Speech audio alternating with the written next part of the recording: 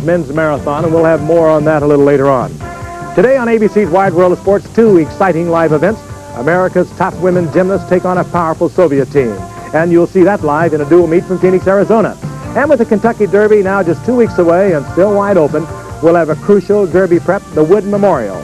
Today's winner could establish himself as the Derby favorite. It has been raining on and off here in New York, but the track is still listed as fast. Right now, we're going to go to gymnastics, and here's Al Trotwig. Were it not for a very special talent they possess, these little women might be leading a normal teenage life. A life of spring days spent with friends, talking about boys, U2, Michael Jackson, makeup, clothes, or maybe even Nancy Lopez.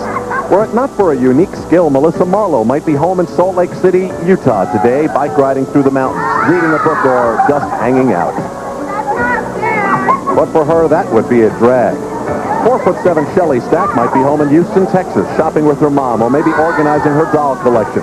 But all those things will have to wait, for these are America's best gymnasts, with skills developed over hours, days, and years of training that has changed their lives, with sights set on the soon-to-come Olympic Games. From an ocean away comes a group of gymnasts that has made the same sacrifices. Oksana Emelianchik of the Soviet Union will not be reading Mark Twain or knitting in Kiev today, but showing off a talent that has made her one of the best in the world.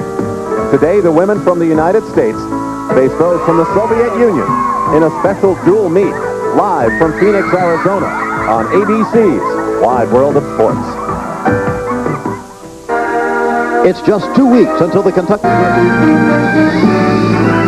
Spanning the globe to bring you the constant variety of sport, the thrill of victory, and the agony of defeat. The human drama of athletic competition. This is ABC's Wide World of Sport.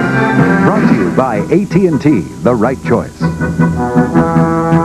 By Delta Airlines, we love to fly, and it shows. By John Deere and your local John Deere dealer. And by Michelob, so exceptionally smooth, the night belongs to Michelob.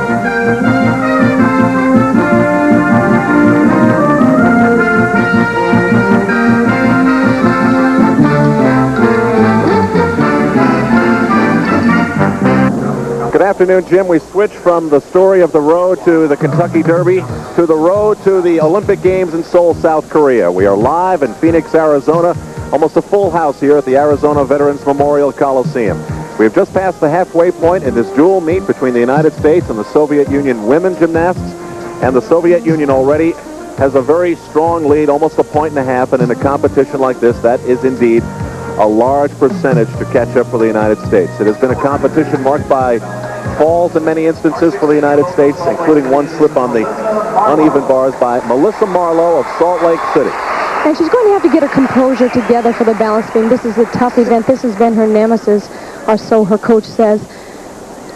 However, on her side, even though this is going to be a fairly stock routine, according to her coach, Mark Lee, she has beautiful suppleness, great flexibility, and here's a planche, and so far she's moving quite well.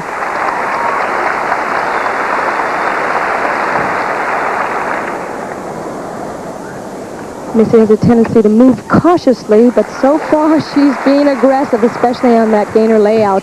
Back walk over to another layout, smooth as can be. Tough scissor leap, a slight break there, not bad though. You can see her concentrating. A little hesitant on that straddle jump, just a little bit low. Required full turn, slight break there.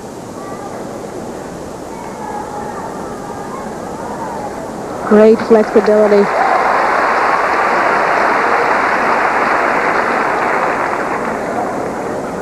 See her legs go out just slightly on that back walkover, but she has such control and strength in her arms. She holds on to it very well.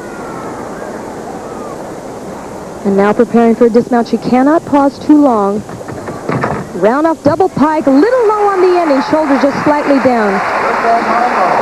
After stumbling on one of her favorite and most successful events, the uneven bars, Melissa Marlowe completes her effort on the balance beam. Well, we welcome you to our coverage this afternoon live on ABC's Wide World of Sports. The United States and the Soviet Union in a continuing tradition now that dates back to 1982. Dual meets, team against team, with only an all-around competition, no individual awards for events. In the beginning, the United States dominated the first 2 years. Then there was a skipping of 2 years for the boycott years. And in the recent 2-year competitions, the Soviet Union has dominated. And in this, the women's portion, they seem to be doing it again. Joining me, of course, you've already heard some of her commentary, is Kathy Rigby-McCoy. Now, Kathy, halfway through this event, what has been the highlight? Well, once again, with the depth and the strength the Soviets have, they're way out in front. And the brightest routines so far have come from 15-year-old Svetlana Boganskaya. She was third in the 1987 USSR competition, would like to win the gold. Now, the Americans have had some trouble after going gangbusters on the vault. They kind of fell all over the place on the uneven parallel bars. And, however, leading the way is Sabrina Marr, and we should see some good routines from her. If you look there at Sabrina, I can tell you that Melissa Marlowe had a score of 9.80. For the United States, this is not only a story of the gymnasts that are here, a story of two that are missing. 1 year ago, she was America's new gymnastic phenomenon, Christy Phillips, seen here responding to the pressure in the last dual meet with the Soviet Union. All the buildup about this Bella Caroli-trained gymnast seemed to be well-founded. Today, however, Christy is not in Phoenix. Her body is undergoing many changes. Her weight is up a little bit, something not new in her family. And she is supposedly just not ready, according to her new coach, the coach of the U.S. team, Don Peters. Everyone seems to be asking, Christy didn't go in the American Cup. What's wrong? Christy didn't. Nothing's wrong. We're getting ready for the Olympic Games. That's our priority this year. She had to improve her work. She had to improve her routines. We had to do new routines to be more competitive. And in order to do that, you have to take time out from competition and do it. I've got a completely new floor routine and a new bar routine and a new beam dismount. And, just everything is coming along really good right now in training. And they're just not ready to be put out in front of everybody to see yet. And so I'm just really working on getting them perfected so that when I go out, I'll just blast away. Not only will we not see the performance of Christy Phillips, but we will not see the performances of Phoebe Mills, the all-around champion at the recently completed American Cup. She has a broken finger, and she is here today watching with Becky Dixon, who's also with us. Becky? Al, this is certainly a big disappointment for Phoebe. She had been training very hard for this event, but last week in a practice session, she broke one of the fingers on her left hand. Phoebe, what happened? Well, I was practicing on bars, and I broke my middle finger and the knuckle part. I landed with the bent back. When do you expect to be back in training, Phoebe? Well, I should be back training in a few days or so. It's not going to be any big setback for me. All right, best of luck this summer, and we'll see you at the Olympic trials. Al? Now, the Soviet Union, while they have most of their top-flight gymnasts here, does not have their best team. They certainly don't have their best team without Elena Shushanova, who was the co-champion with her teammate Oksana Emelianchik in 1985 at the World Championships. As Sabrina Marr of the United States mounts the balance team. The crowd here has been very supportive of the American gymnasts, even through some of their mishaps. And Sabrina's really been tough here, and she's been plagued in the past by back injuries. Her coach says that she will be depending more on her mental strength to help her through, since physically she's been unable to train like she wants to. There's 2 back handsprings, done quite well. Her experience has paid off so far in this competition. Very consistent. Once again, the required full turn with a half on the end. Moving quite well. Sabrina is aggressive on this event. A move you see on the men's side horse. At the age of 17, already a veteran on this team. 1987, the all-around winner at the Pan American Games in 1987. Here comes a gainer, and she nails it. Sabrina, this is her meet. Her mental strength has come through for her, and now preparing for a dismount. It should be a double back. Quite good. Tough competitor. I didn't see any sort of a hop there at the end at all. No, she was really on that beam routine with a lot of pressure since the Americans have had such trouble on the other events. Let's take another look at that dismount. She gets good height. You can see she has to fit both feet right on that 4-inch piece of apparatus, and she does quite well. Good position, little slight step there, but the judges won't see that. And there's her mother, Rose. We'll have her score in a moment. We'll return to ABC's Wide World of Sports after this message and a word from our local station. Day for 3 big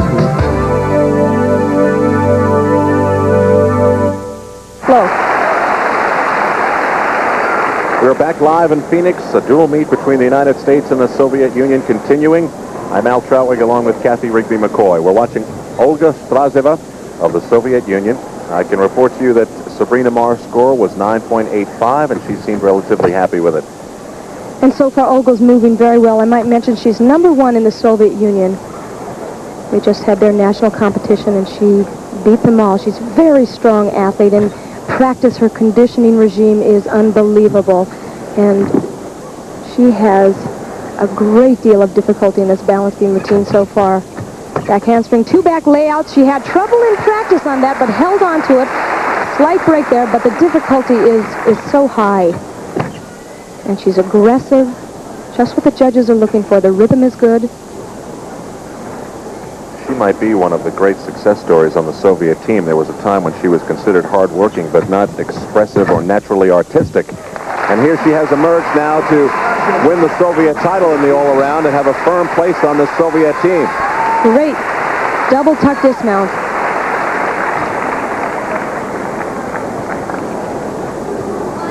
Let's take another look at her bobble. She's just slightly off, and when you're working on a 4-inch piece of apparatus, the margin for error is so slim, and her shoulders were just off a little bit there. And her dismount that she takes so high. This gymnast is one to be reckoned with. You can bet in Seoul, Korea. Here's a dismount very, very high. Good dismount. Now the judging is underway, and there have been some judging delays which have taken quite a long time here already today.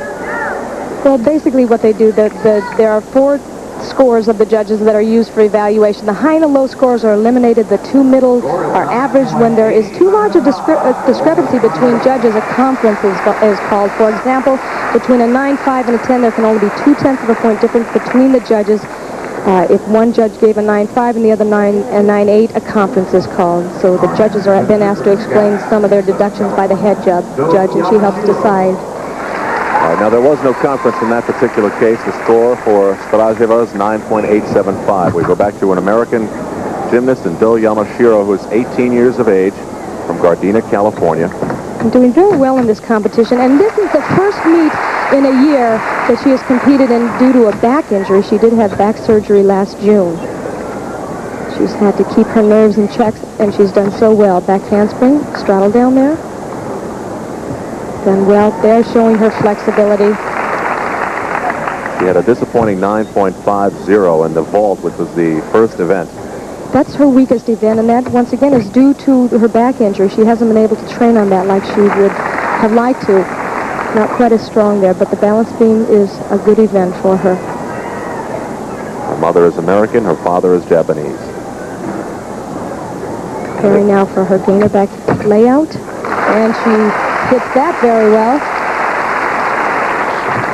Well, Kathy, you and I have been covering gymnastics on and off now for a couple of years, and we've watched some of these young women grow up from being little girls to being where they are right now, and they're approaching their big chance in Seoul, and it's getting really to be exciting, and you can almost sense it in their performances. Absolutely, not just from the Americans either. Everybody is warmed up, a little bit nervous. They're all anticipating how they would perform in Seoul. The Olympic year is a tough year for everybody mentally. Beautiful dismount, cartwheel, double twisting, gainer off the side. One of the few in the world to do that. The only one to do it from a cartwheel.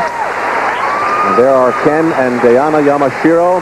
Ken had a dream to name his first daughter Do, and there she is. We'll have her score in a moment as we continue live from Phoenix. In Phoenix, Arizona, the score for Do Yamashiro of the United States, 9.85, identical to Sabrina Mar, the previous American to go on the balance beam. And now The leader in the all-around competition, which is also underway here, Svetlana Boginskaya.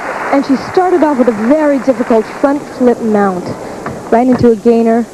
This is a difficult event for her because sometimes she lets her nerves get the best of her. Concentrates very hard. Back handspring, layout, back handspring, and she nails that run. More and more you're seeing three acrobatic movements in a row. Combination